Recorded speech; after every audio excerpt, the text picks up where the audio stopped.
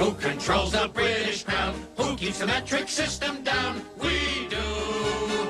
We do. Who leaves Atlantis off the maps? Who keeps the Martians under wraps? We do. We do. Who holds back the electric car? Who makes E. Gutenberg a czar? We do. We do. Who robs Kingfish of their sight? Who rigged every Oscar night? We do. We do.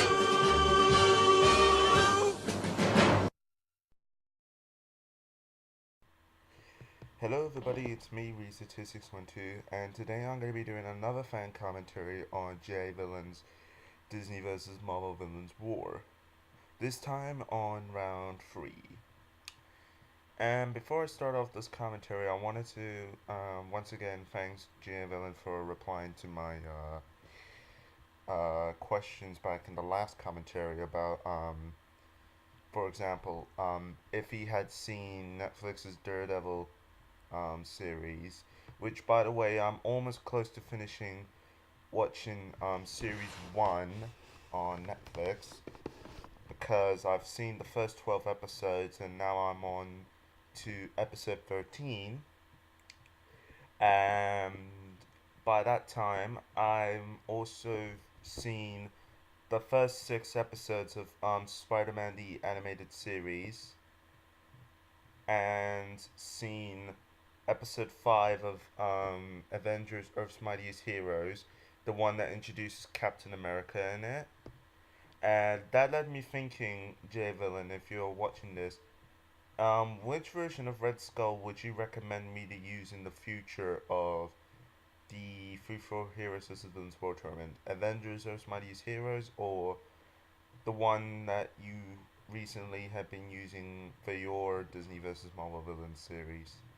Just wondering out of curiosity, because of I wanted to know which one has a lot more footage and that kind of thing.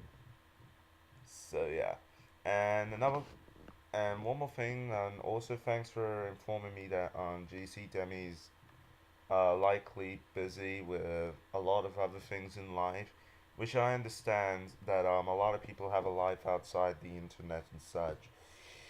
And yeah. So, yep, without further ado, let's just start off this fan commentary and let's dive right in. So the first fight we have is Governor Ratcliffe versus Baron Zemo. Pretty awesome sword fight, if I do say so myself. I like how I like that visual effect there with Ratcliffe using his telescope, and he discovers that Baron Zemo is going to attack, and I like how Baron Zemo just jumps aboard on Ratcliffe's ship and everything, and they start a fight. Like this bit with the shadows to make it look like they're in the same scene together.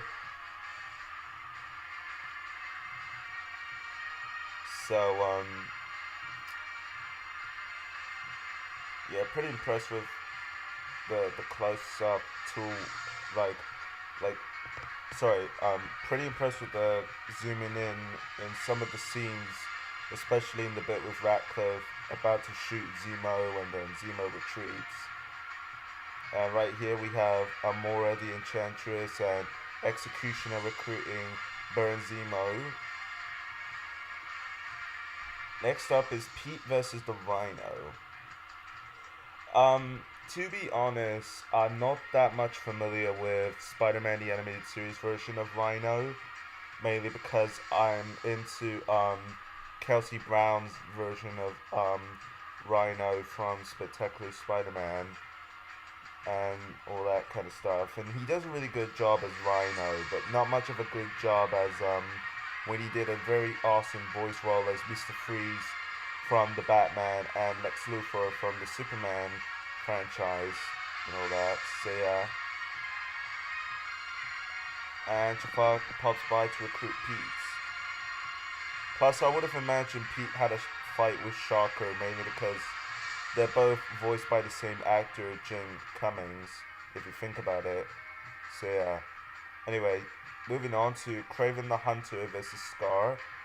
I like how you combined the two hyenas from The Lion King and Spider-Man the Animated Series, and to make it look like the hyenas are attacking Kraven for Scar right there. And I like this little showdown between Kraven and Scar. Although the fight was kind of short, but I think it turned out pretty cool. Next is my personal favorite fight of the round, Tombstone versus Mace Malone. Why I like this fight, it's because Tombstone is not only that he's voiced by Kevin Michael Richardson, who did the voice of the Joker from the Batman and Captain Gantu from Leo and Stitch, but also Tombstone is one of my favorite Marvel villains of all time because of how awesome he is in Spectacular Spider-Man. So I'm glad he won in this fight personally.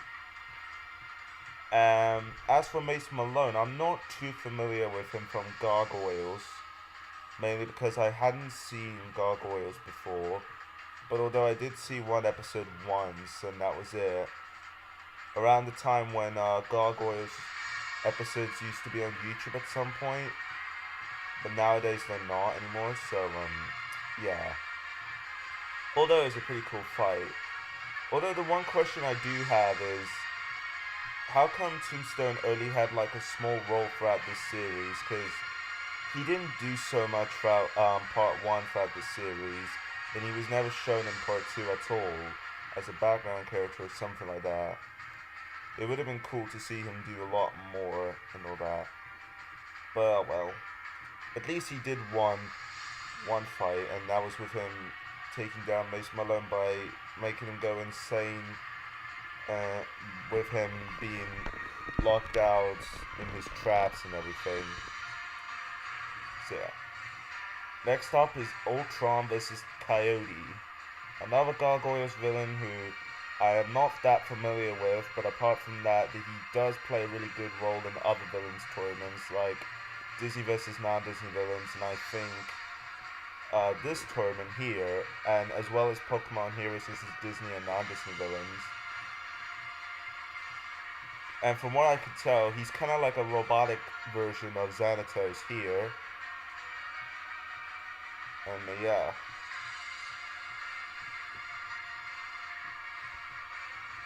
And I kind of like the idea of how Xanatos was watching the whole fight, and he's starting to realize that Ultron is a threat and everything, so yeah.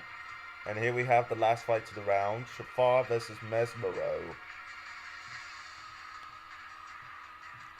And cool to have that Shafar is doing somewhat of a role in this series, up until the point that he got killed off by Magneto in the next round and all that. So yeah.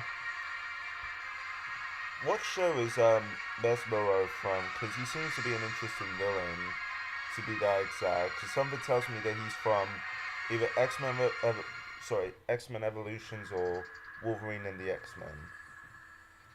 Anyway, here we have the epilogue with Red Skull traveling to the Wasteland universe, as I will call it, or the cartoon Wasteland universe, I should say,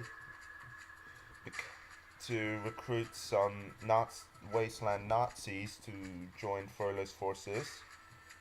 Pretty good idea, but although I am quite familiar with the footage of the Nazis that you've used, because I've seen those weird Disney Nazi cartoons. And here we have Jafar's reveal of who his master is, and it's Maleficent, and she reveals that Hades is the second in command of the group, much to Jafar's jealousy. I am quite familiar with Hades a bit, because he's voiced by James Woods and all that.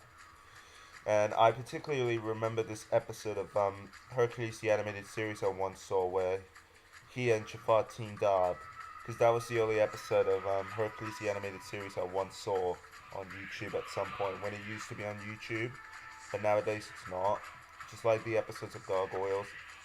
And now we had Judge Claude Furlow recruiting Ratcliffe, and then we have the Mandarin planning his comeback in the war. Pretty cool epilogue music right here. It's a lot more better than the Star Wars soundtrack that you used in the original version, GA. And yeah, so yeah, um, yeah. Anyway, I have one more question to ask you, GA Villain, before I end this commentary. Um, which are you good at voicing um Mesmero? I mean, not sorry, not Mesmero. Mysterio from Spider-Man the animated series, because when I was watching one of the episodes of Spider-Man the animated series, the one that introduces Mysterio in it, that led me wondering, are you good at almost sounding like him? Because I noticed that you're good at sounding a bit like Spectacular Spider-Man's version of Mysterio and everything. But I'm assuming that you mostly almost sounded a bit like most of the Spectacular Spider-Man villains. But there's no biggie. I mean, it's cool. So yeah. And also, I wanted to ask you as well. Um, I remembered watching in one of the Disney versus non-Disney villains rounds. Like I believe it was part three or something before it got taken down of YouTube, because as I may remember that on Disney versus non-Disney villains part three, it had most of the rounds been taken down on YouTube because of copyright or something. But and anyway, the more to the point is, I remembered in one of them you did a really good British kind of voice or accent for uh Snatcher, I think that's his name, from the Box Trolls. I haven't seen the Box Trolls, so I do not know much about him. In the prologue scene where Pitch Black recruits Mr. Snatcher to do his to be a spy for him, to find out who's the one that tried to assassinate him and all that stuff and all that stuff. And when I first heard your impression of doing Mr. Snatcher, I was honestly impressed of how well you did a good attempt to make him really like a really strong British accent, because I was thinking you could be perfect to do the voice role of the Penguin for me. And you think that might sound crazy because the version of the Penguin I'm using is the Batman version of Penguin, and he's voiced by Tom Kenny, and I think that sounded like a bit impossible for you to sound a bit like him. But you don't have to sound like Tom Kenny's Penguin. You could definitely sound it like try and give the Penguin a British accent, just like how Nolan North did in the Batman Arkham games and Batman Assault on Arkham. Which, by the way, I would recommend you to watch Batman Assault on Arkham, because that film is one of my favorite DC animated films of all time and all that. So, yeah. So if you reckon that you'll be up to do the voice role of the Penguin to give him a really good British voice, like a British accent, then that would be great. So yeah, this has been Rizo2612, and have a fantastic day.